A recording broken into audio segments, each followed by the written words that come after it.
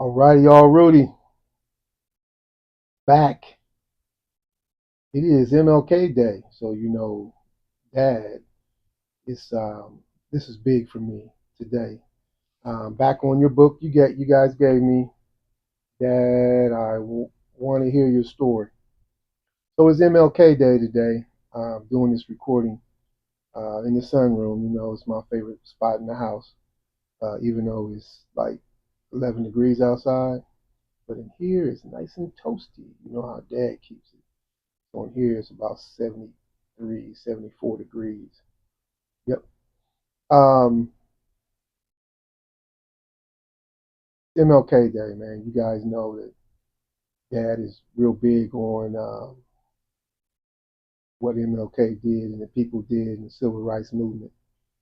Uh, and how my father really spoke on it and taught us um, to always be elegant, regal, um, respectful, um, always kind of put your best foot forward. And that's something I've always told y'all, even on these days like this, is always a good time to reflect on things that happened 50, 60 years ago that our community, black people, had to fight for. It wasn't just civil rights, it was civil life. Um, so I just pulled out your book and said, you know what, let me do a little something, something. Anyway, we're going to start with page 97. And I always remember, I've always said on days like this, man, you got to reflect. Our society in this year, 2025, they don't put on things that really remember the civil rights movement, what MLK stood for, and the people in that movement, not just him, but Malcolm X too. They don't really put on shows anymore. Growing up, you were like, okay, it's a show, or something that was out there for it. It was real. It was cold today. We were supposed to go to Cincinnati to take part in this march, but they canceled it because of the weather. So anyway, we're doing this.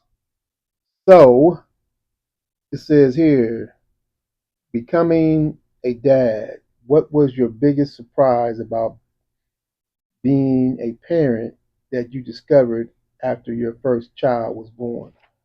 Then it has a quote: "The moments we share are the moments we keep forever." I agree with that. The moments we share, the moments I shared with my parents, I can remember a lot of them. And the moments I share with you guys, I can remember too. Um, One of the biggest things that I can think of is that I really became more emotional, more compassionate, more passionate about certain things in life, about how to treat people, how people are treating you. Funny, civil rights. I grew up, my parents, as you know, they had to take a test to vote. They made black people do that. Then they would change the test and do this, and they kept fighting for that. So when I was taught that young, I didn't really, I was like, okay, well, y'all did it. Now, becoming a parent, I realized, like, man, I can remember taking y'all to the stores and, well, let's say JJ, the oldest, because that was the question, and just feeling like, oh my God, I got to protect this little person. Um, in every step I did, man, I was like, careful, careful. Even when both of y'all came and we were walking, y'all remember I put each one of y'all's hand in my hand and we go. And if we went to the store and I had to push a cart, I like put your hands on the cart. And, so I became protective and compassionate and emotional. If I see other kids or other people something hurting, it would bother me. So that answers that question. Um, Page 99. Becoming and being a dad. What about something unexpected you have learned about yourself from being a father? Just what I just said. Uh, I didn't know I was that compassionate or emotional towards people and things. I should have known that because I've always been a passionate person in certain areas, but some people, they don't see that as passion. Well, they're you spirited. I was passionate. In a lot of cases, I wore my emotions on my sleeve, and when you scratched it, you got the lion. But with y'all, that lion kind of got hid because I never wanted to go to jail or do something so I wouldn't be able to protect you two and mom. Even though God really was a protector, He just gave me the means to protect. Next page, page 107. Love first and love forever. What was the first person you told that you were engaged? Oh, the first person would have probably been your mama. So yeah. When we got engaged, man, it was a thing. Um, I was going to move to Tennessee. I had this plan, get my master's and da da da da. And she basically was like, "Look here, seems like you got some plans for your life, and I'm not in them." And she said, "I can remember like it was yesterday. If that's what you want to do, great. But you're probably going to move on if you move from me. So you either marry me or I'm out." And your dad at that time, I was like, "Yeah, whatever. You ain't going nowhere." I didn't say that to her, but in my mind, that's what I was thinking. It's like, you can wait till I get done. And she basically said, "If you don't tell me today, we're going to have to stop talking." She was like, "I'm going to have to get over you if you decide to bounce," which I don't know what the lingo will be many years from now. That means leave. Um, and she said, "I'm going to have to get over you. It's going to take some years." She said, "So I'm not about to be, in my 30s, still thinking about you, whatever." And in my head, I'm like, that don't even make sense, man. You've been around since she was 15. Um, and it was like, yeah, whatever. And I saw she was serious about it. So, yeah, she was the first person. Then it was her parents. They were excited. And then my parents, they were extra excited because they really loved your mom. Describe the reaction. I just said it. They were excited. Um, um, Miss Harmon, uh, her mother, just was like, "Oh my goodness," she was almost doing backflips. You know how energetic Miss Harmon is. Um, how much time was there between when you became engaged and actually wedding day? It was about 3 months, man. Your mom did everything. After I said, "Yeah, we're gonna do this," but it took a while though. After she gave me the ultimatum, it took about a month of her not talking to me. Like I would call, she wouldn't answer the phone, all that. And I was like, "This chick is crazy. She know who I am." Yeah, she knew who I was. So I would say, yeah, about 3 months.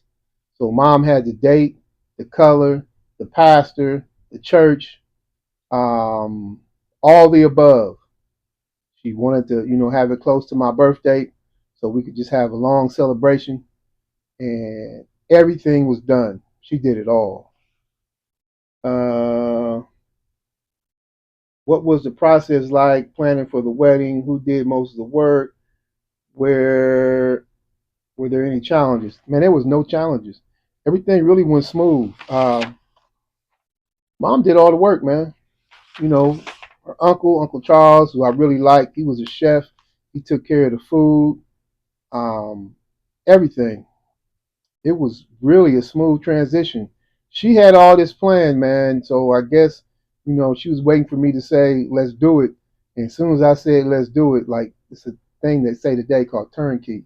She just like, whoop, and it was gone. Everything. She had a book. She had it all. She got the rings, mine and hers. it was just like boom, like almost like to say, gotcha. So, what was your wedding like? Where was it held? Was there, and who was there? Any good wedding day stories? Okay, well, here's a good wedding day story. So, Dad, um, I didn't want a bachelor party. So I didn't want like to go out and get drunk. You know, Dad ain't no big drinker anyway. I didn't want to go out and get drunk and have people in my wedding party drunk and strippers and all that. I just wasn't into that. I just didn't feel like I'm going into a wedding and do that. One, I didn't even do it when I was single. I didn't strip clubs and all that. That wasn't me. Clubs wasn't me. Even to this day, I can count, on my fingers how many clubs I've been to. And if I went, I didn't stay long. Um, I just never was that guy. So I didn't want that. So I had my nephew, Quentin, stay with me in my apartment just because I didn't want nobody coming over like, hey, we're going to do this. Like, I got a little kid here. Now what? So when we woke up that morning, one of the neighbors' bed was on fire. And I had to, they were kneeling on the door, fire, fire. I was like, what? I thought somebody was joking. I thought, man, you know how my family joke. Like, oh, and friends, like, they got jokes. I opened the door and I saw the smoke. It's like, oh my goodness. So I ran in and Quentin was there and he was beside me like, Uncle. I ran in, what's going on? It was bad. So I got a wet towel, wrapped it around my face. They were panicking because I think they fell asleep with the cigarette and the mattress caught a fire. And I grabbed the mattress and threw it we was on the third floor. I stayed, like, it was like a penthouse. But I threw it out the door onto the bottom part. The bottom was like outside. And yeah, man, and their house was smoked up. So I came back in. I was real smoky. Quentin was like, "Uncle, you're a hero." I'm like, "Yeah, whatever." So um, I showered and we left and came to the wedding like nothing ever happened. Got there on time, man. Everything went smooth on wedding day. The wedding was at Union Grove Church. Um, yeah, I do remember this though. Coming out the wedding, you know how they throw rice and all that. The first person was Dad. And it's on video. We got a video of it. He hit me in the face with a ball of rice. You know how he put the little balls in. He took that thing, man. He hit me like he was Satchel Paige. He hit me in the face, man. I couldn't even see straight for a second. And I didn't know who did it because my initial response, like, oh, somebody got jokes. I'm about to smack somebody in the face. And I looked back, it was Dad. And he did that on purpose. So yeah, that's that. Dad popped me in the face with a ball of rice. Yeah. So that was that part. Okay, here we go.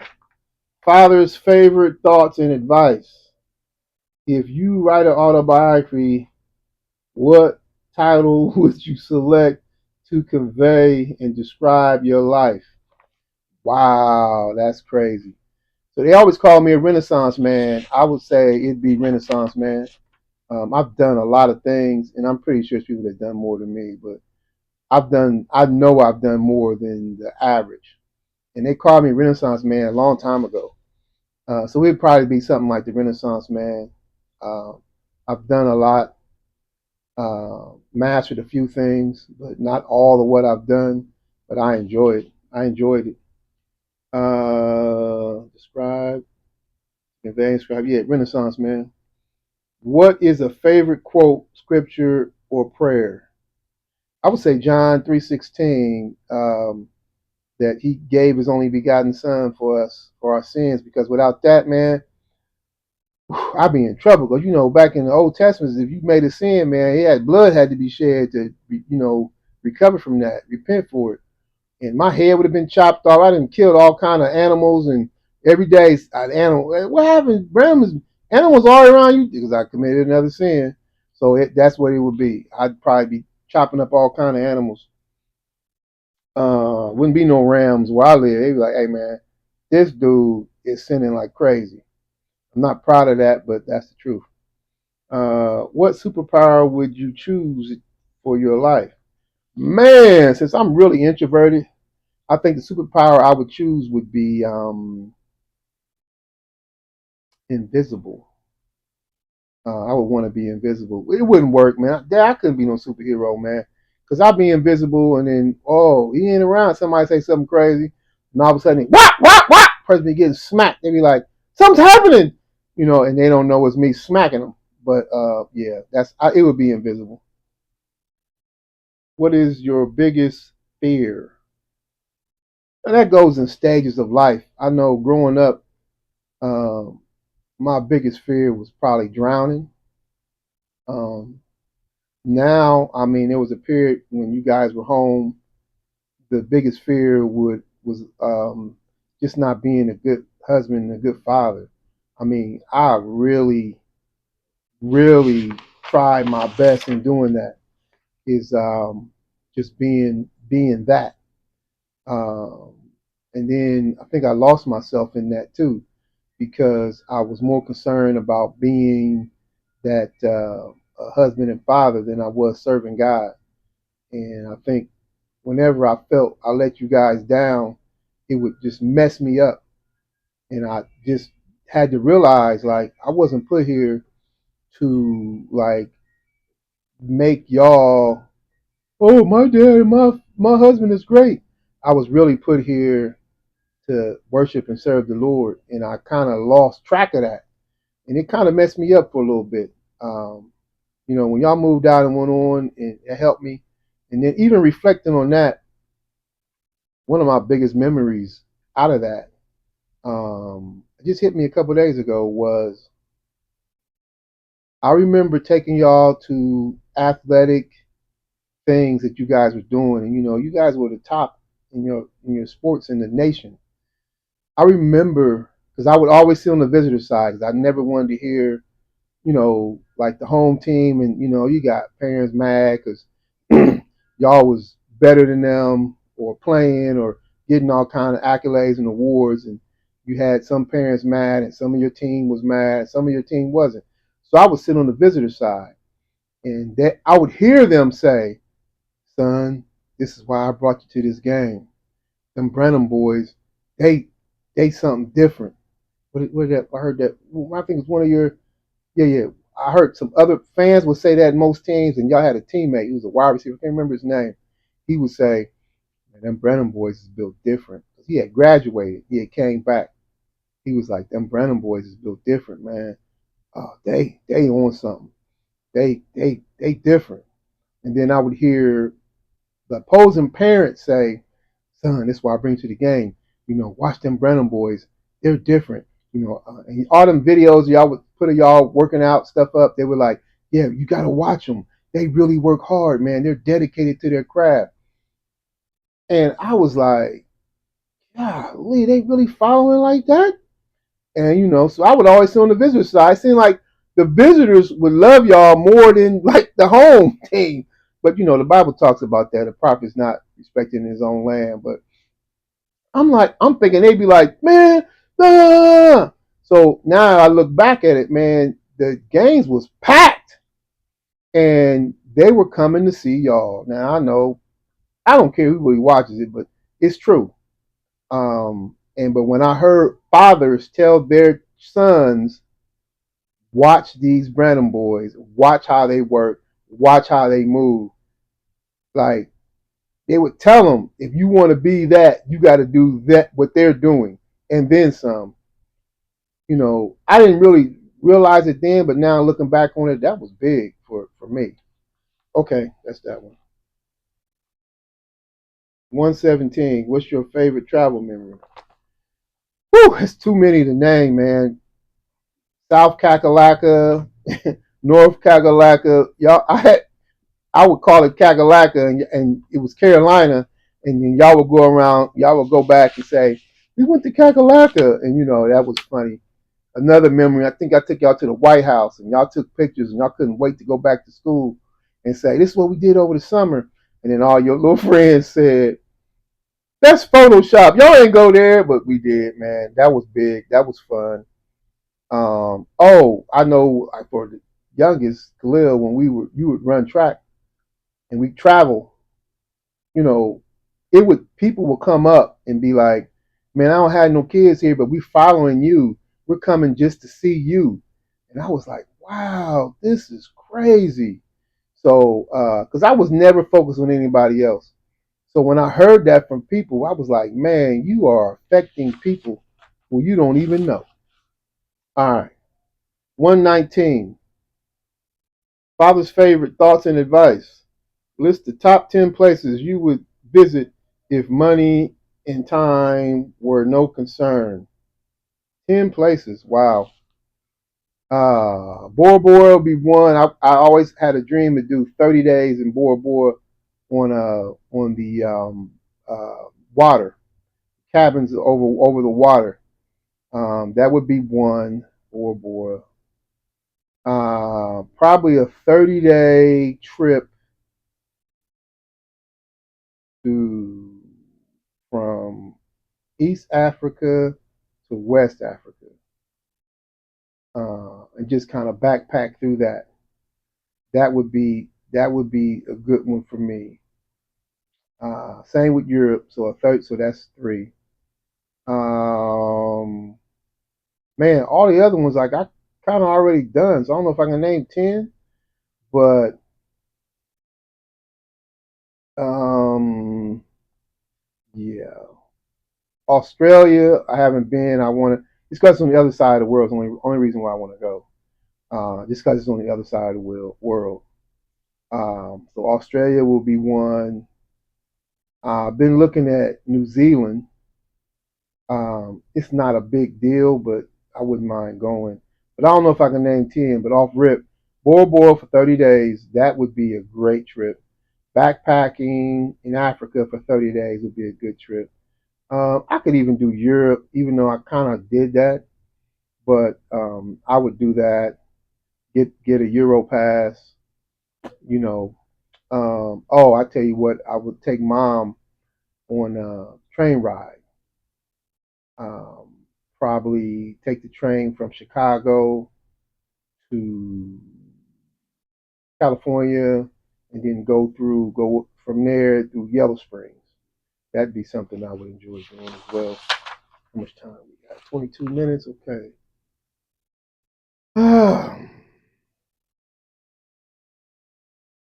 A father's favorite thoughts and advice. What was the most crushing defeat you experienced playing or watching a sporting event? All right. I can't think of anything watching. Playing, I think I got hurt my ankle my senior year, and we were in a championship. And the game before, Sprouts playing around, jumped on the ball, twisted my ankle in practice, acting stupid, and I was projected to have a huge game that game. Coach had put in some plays and stuff for me, and I just knew like this is it. I'm going out with a bang. That probably it didn't affect me as much as I probably thought it did or would, but that was one. Uh, what's your favorite sports movie? Wow, favorite sports movie. I don't know. If I had to think, it'd be Remember the Titans. Maybe was a good one, even though the whole movie was fake because nobody was close to beating them. They was stomping everybody in the face. So I just saw another movie here recently called Unstoppable. The wrestler with one leg. That was really good. Um, where are a few movies from your childhood and teens that you still enjoy watching? The Wiz. He's on down the road. The Wiz. I think you are not black until you've seen The Wiz and understand it and can sing it. The Mean Online, all that. That's the rites of passage to being black is The Wiz. That's a movie I can watch every day from my childhood. Not The Wizard of Oz, The Wiz with Michael Jackson, Diana Ross, and the Mean Old Lion. Yeah, that one with the witch and the monkeys and all that, and the crows, crow seed, all that. A, fa- a father's favorite thoughts and advice. Oh, this is page 123. If you had to name your 10 all-time favorite can't miss films, which ones come to mind? All right, I'm gonna end it with this question, with this answer. Sorry, page 125. I'm sorry. I don't know if I can name 10, but what I'll name is said movies: The Wiz, Bucking the Preacher, and The Preacher. Had a good soundtrack to that. Um,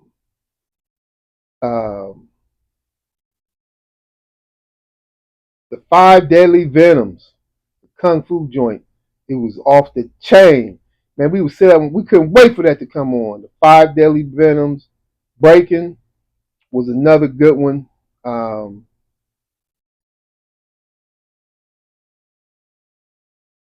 man, I don't know if I can name you 10, but those stood out.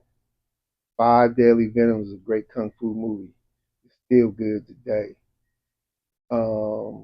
Yeah. So those that I can think of off the top of my head. If I gotta think real hard, that means it wasn't that serious. So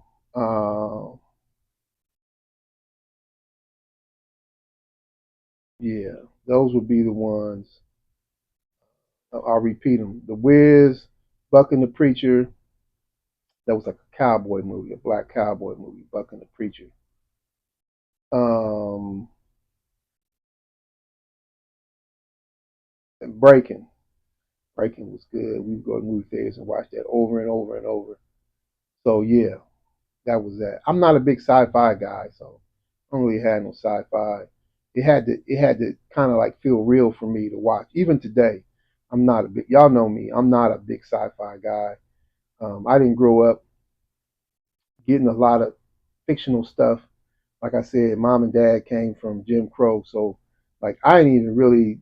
I had to learn nursery rhymes when I went to school because the nursery rhyme I got was, "Look here, boy, you're gonna have to go out here and work hard and work smart for everything you want. Period." So I got more reality than I got nursery rhymes. So and I got go outside, play, and enjoy yourself while you're young. So that's what I got. All right, I'll end here. Coming up on 30 minutes. But man, I hope y'all enjoyed it. It is Martin Luther King Day today. So I pray that you guys watching this years from now with your families, that you guys still remember what he stood for. Not just him, man, but black folks, what we stand for. Every opportunity that we didn't get in those days that we get now, we excel. Not just in sports, but everything that we get the same opportunity. We always rise to the top. Cream rises to the top. Greatness is rising. We're always there, and never forget that. Never let nobody tell you you can't sit at a table with whoever, because you have that ability. You've had every opportunity and chance that everybody else had. We know there's obstacles that we're going to come up against as black people. And we know they're going to try to slam and shut doors on us. But we also know God's really in control. So if the door is shut, it's probably because God wanted it shut. And it's happened to me many times in my life where I wanted something. And then 5 years later, I realized, like, ooh, I'm glad I didn't get that. You know, even back in the day with girls, you got a girlfriend, like, oh man, she the one. And you realize, nah, she ain't. And you see her 20 years later, you're like, oh, like Garth Brooks saying, thank God for unanswered prayers. So I'll leave it with that, and we'll pick up from there next time. Oh.